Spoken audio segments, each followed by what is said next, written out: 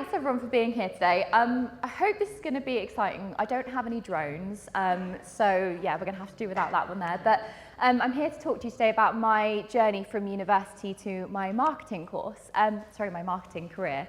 I think before I go into that, one thing that's interesting to note is that everybody that's spoken today has all pretty much said the same thing about starting off not really knowing what they wanted to do and turning out into something completely different. And I just wanted to say that that's exactly the same with me. I started off doing French and German, and I thought I was going to be living abroad and speaking different languages fluently. And then I decided that wasn't for me, and I did photography. I did an arts degree as well, and then I didn't want to do that either.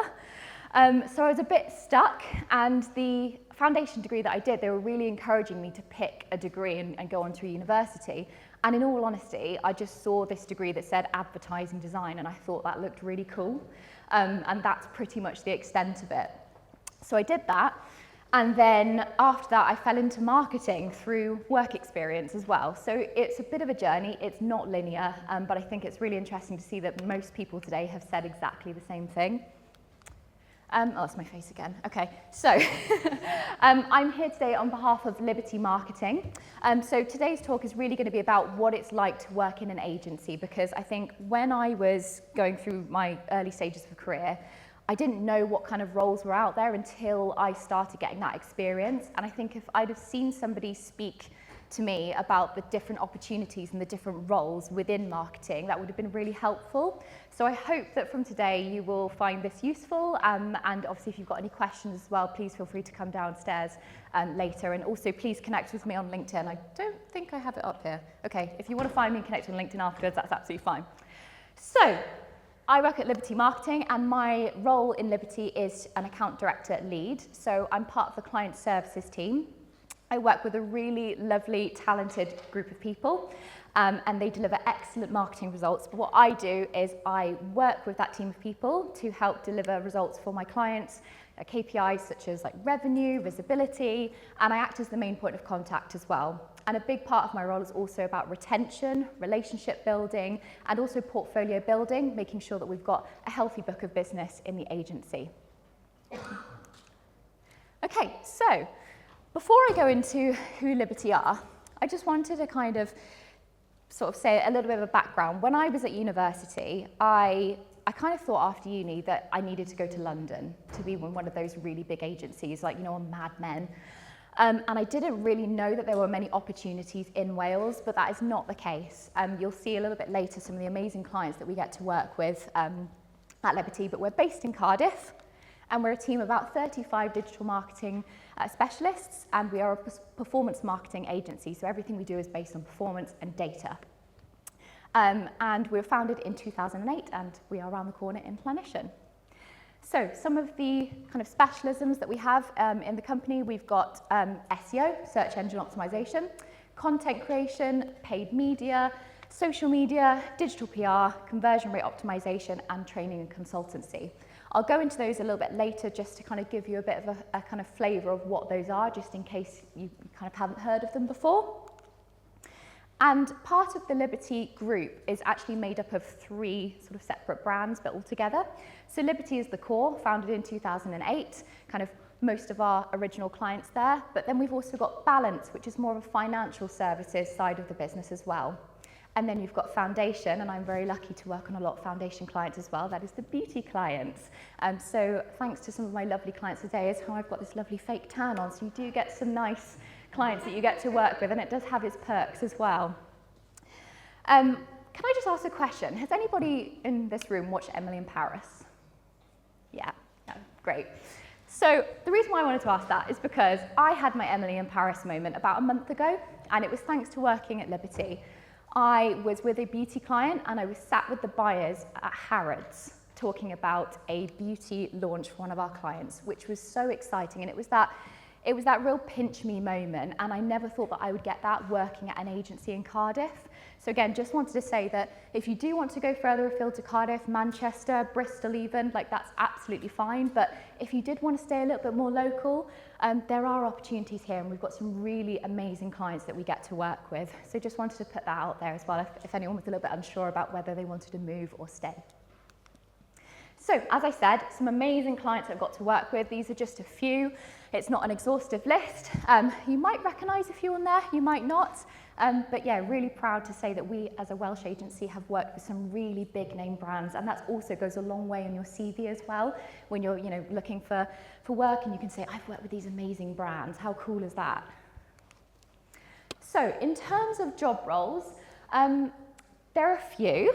And also it does change as well based on the industry that we're seeing at the moment. But just to give you a bit of a flavour, you've got some commercial opportunities here like managing director, client services director, client service lead, account director lead, and account directors. So we're all the kind of client-facing commercial, responsible for retention, getting a new business. And then you've got the agency performance. So these guys, I could not do what these guys do. They are the ones that make the magic happen and get the results for our clients. So I'll go into detail on what these mean a little bit later, but you've got your PPC specialists, SEO, content, and then onto people and culture. I'm going to embarrass her, but we actually have Molly in the room, who is our director of people and culture. Hi, Molly. So all the fun stuff, right? All the fun activity, there's more than that, but you do get to do the really fun stuff as well. And then we also have marketing, so we've got our marketing manager, Ethan, in the room as well. And we've also got Sarah with us too, as our social graphic designer. So some really interesting different segments and job roles here. In terms of progression, so there are kind of two main tracks at Liberty when you want to progress. So you've either got your specialist pathway. So if you know what you want to do and you're, say, in PPC, then you would start off as an exec, move into a specialist, and then a senior specialist and strategist. So you become more and more skilled and qualified at that role. But then there's another track. You might want to go down more of a managerial pathway as well. But it's important to note that you don't have to stay in one line. You can switch and you can find out what works for you. So I just wanted to give a little bit of a kind of different perspective as well. I'm obviously representing an agency today, but there is also in-house. And the reason why I wanted to talk about this is because the environments are slightly different. So if you're like me and you love to work on multiple things all the time, every day is a different day, lots of different clients from beauty to finance to everything in between, then an agency might be really suited to you. But if you want to work in-house, that's kind of, you're focusing on one particular thing. Projects might take a little bit longer, but you might also have to be a jack of all trades with that, because you're not necessarily going to have groups of specialists. So you might not have a PPC team or an SEO team or a content team. You might have to do a bit of everything. But one tip from the founder of Liberty is that it's easier to start agency and then explore in-house rather than the other way around. It's not kind of a be-all, end-all, but it just means to say that you pick up a broader experience when working in an agency to then go into in-house, and it also means you kind of get used to that fast-paced environment. So just a little bit of a tip there from the founder of the agency. Oh, there we go. Okay, so a little bit about my journey. Kind of going back to university, I kind of knew what I was good at in terms of, like, I was confident at speaking, I was confident in networking, rubbish at graphic design. I don't know how you do it, Saren. Also really bad at working in a team. And I think, looking at that now, I rely on working with a team. I was very independent at university, didn't like working in groups because of deadlines, and I just didn't sort of have that trust with people. But working in a team with people now is absolutely everything about working in an agency. So the reason why I'm going into this is just because if you're at the stage where you don't really know what you want to do at the moment, is think about what things you naturally gravitate towards. So if you're a people person, perhaps you might enjoy client services, like what I'm doing. If you're more of a creative person, then you might enjoy something like graphic design. I don't know, but it's important to think about that and just identify your strengths and weaknesses. So a little bit of a timeline. I won't really bore you with all the details, but it's basically to say I've pretty much been agency most of my career. But it's important to say that all of these agency experiences give you that kind of soft skill experience. You get to kind of find out what you like. So there was a web agency in there, digital marketing agency. It's really important to get all of these experiences under your belt. And I haven't put a couple of jobs in there as well when I was at university, but I did Deliveroo, I worked at Pizza Hut, I was a wedding photographer editor as well, I was a laundry person in a hotel. You know, you do at uni, don't you? You kind of get everything you can, but all of those experiences build your soft skills and kind of teach you what you do like and what you don't like. Okay, so in terms of a day in life of an account director, it's all about managing accounts effectively, problem solving. A lot of it is kind of identifying problems before they arise as well. So when we look at our clients, we want to understand whether they're satisfied, whether we think that they are going to stay with us for a while, or whether we need to kind of improve things, nurture them. So it's a lot about that relationship and also making sure that our agency pipeline is really healthy as well. And most importantly, value. A lot of clients, you know, they don't want you just as a service provider, they want you as a partner. So that's really important too. And strategy planning with the team to make sure that we're obviously hitting results there. I'll talk a little bit on this as well, but won't bore you guys because I know there's a couple of sleepy faces in here, so I'll try and keep the energy up a little bit. But data is really important as well. So for those that are a bit more analytical, it's all about reading the data of Google Analytics, looking at the insights. Our clients really want to know what is actually driving performance with their business. How can we interpret that data into layman's terms or to board members in the room? How can we translate the value of the marketing work we're doing to these business owners? So that's a really important skill to have as well. Okay, what about other roles?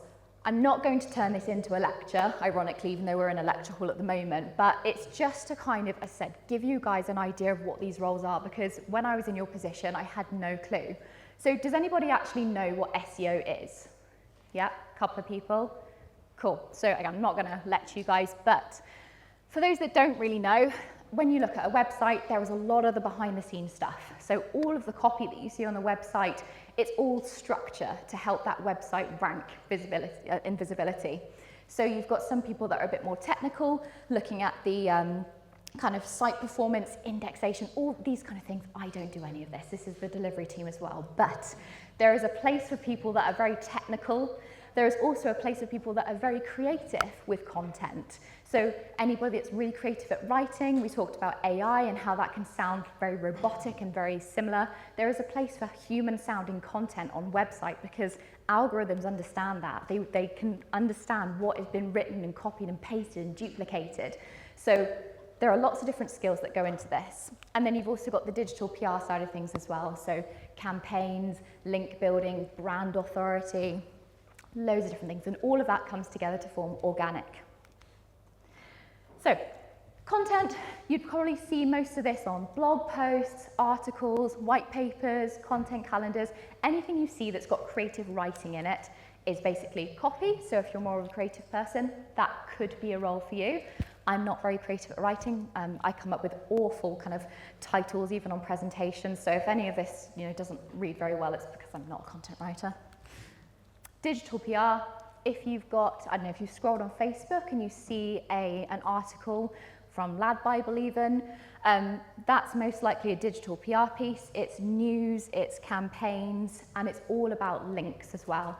Again, I'm not going to give you guys a lecture on this, but it's actually quite technical. All about linking to other sites, votes of confidence, making sure that your site ranks and you're shown as an authoritative site and leader. And then paid media. Most people in this room probably know what paid media is, right? If you search something, if you're searching for trainers and you see an ad at the top of the search results, that's basically a paid ad, right? So that's also part of what we do as an agency. But what's really interesting at the moment is that paid media comes under social paid media as well. Due to the algorithms changing, has anybody heard of Meta Andromeda? No? Okay, so Meta Andromeda is the new creative signaling algorithm that Meta have introduced. So when you see ads now for social media, when you're actually looking at that piece of creative, it's judging your response signals based on the creative, basically. So anyone that was studying as a paid media executive or came in into this job now suddenly has to be more creative. And we'll go into that a little bit later about how job roles are evolving, but really interesting that due to AI, algorithms, it's literally affecting our jobs. And then organic social, probably the easiest one to talk to you about, because if anyone here has an Instagram account or TikTok account, it's basically that. So yeah, any kind of ads, any organic content that doesn't have any paid media behind it is organic social.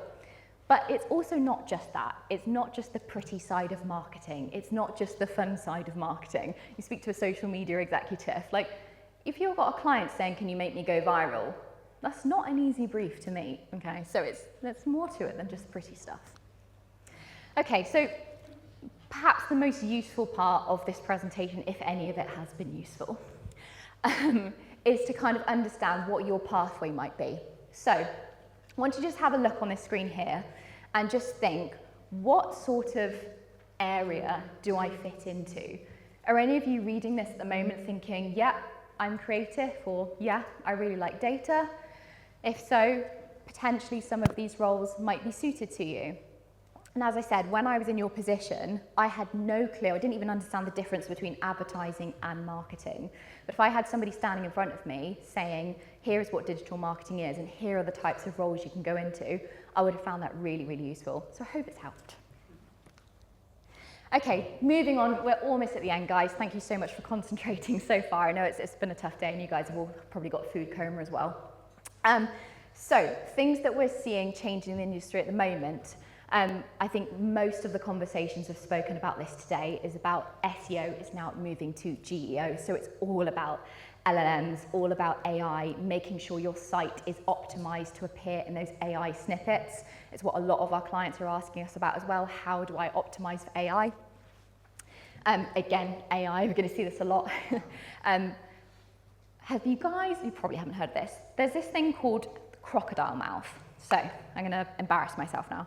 When you search for something on Google, if you find something in an AI snippet, the most likely scenario that's going to happen is you're just going to get the answer you need by looking at that AI snippet. You're unlikely to click onto the link because you found your answer.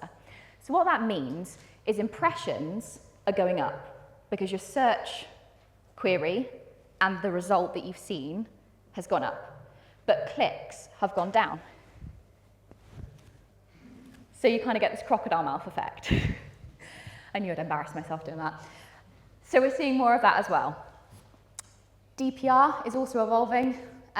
Previously, where you needed links to build authority, it's now all about brand mentions. And paid social is creative first, so you need to be more of a creative person now when considering paid social strategy. And also, influencers are everywhere. Like everywhere. And I'm not just talking the massive influencers, you're talking nano influencers, influencers that we don't even know are influencers as well. It's all being blended in because people don't like being sold to. And then across from all of that, it's just essentially jobs are changing because of this. We are having to adapt to different job roles to just keep up with all the change that's going on, really. So yeah, what this matters is just to keep up with trends, keep testing, keep learning, and that's basically how we stay valuable. So, some final words of wisdom from Molly, our Director of People and Culture. So when you are looking for a career, if you are interested in digital marketing, say you applied for a job at Liberty, the types of things that we'd be looking at would be try and find your digital marketing specialism. It's much easier for you if you can try and identify that first. So how are you going to do that? Work experience. If you think you might like content, try out some content roles. If you think that's not for you, try out a different role. When you feel like you're ready and then you can apply for jobs, you can just start to niche in on that. Also, if your experience is broad, attend events like this, so you're already ticking that off, but keep going to more events. Work experience is everything as well. Just get as much exposure as you can. And then also just pursue something you're genuinely interested in, right? So you don't want to be really bored at work. You want to try and enjoy what you do. I really enjoy what I do. Future-proof for your role. I don't know. About AI. Okay, keep learning. Protect your job from AI. And then just keep learning as well with the latest trends. And don't be afraid to ask questions as well. And then finally, Gareth, who is actually downstairs today, he's the founder of Liberty Marketing, the reason why we are all here in this group. I think some really key bits of advice here. Like I said, agency versus in-house. that's a really good one to kind of think about there, whether you like the fast-paced environment or something a little bit slower perhaps. Learn to talk commercially as well. So prove your value. When you're talking about specifics in marketing, if you can speak to somebody at board level about how that's going to affect their bottom line, that's really going to speak to the decision makers in those businesses, and that's how you will stand out. Show your enthusiasm too. Develop a specialism, and also get as much work experience as possible. A common question is, how do I get work experience? You know, when you've got these job applications and it says minimum 3 years expected, well, how are you going to get 3 years if you're just starting out? And that's a really tough one, but if you show you're passionate, start a passion project. In COVID, did anybody have like a little side hustle or something that they started a little project on in COVID? Yeah, that's what I did. Like, we didn't have, most of us were on furlough. My husband is a graphic designer, so that helped, but we thought, let's do a logo business. I built a website, never built a website before. Tried SEO. Have I ever done SEO? I've been around lots of really talented people that have done it, but am I an SEO specialist? No. Did I also try and run paid ads? Yeah, I did. And they did make money, so it was fine. But if you're in that position and you haven't had job experiences, try something yourself, show someone that you've gone to that length and you've put your own investment, time or money, and that will go a long way. And then finally, this is a really important one. So if you're going to listen to any part of this as well, this is really important. Literally what we just spoke about. Don't use AI completely. Use it as your helper. We have had job applications, and we've even gone to interviews where it is really obvious that the whole CV has been written by AI, and by the time somebody comes to present what they can do, you can't prove that you can do it. So just a little bit of a kind of advice there is use it as your helper. Don't use it to do everything. Use those soft skills, use your personality to shine through, and that's how you'll succeed.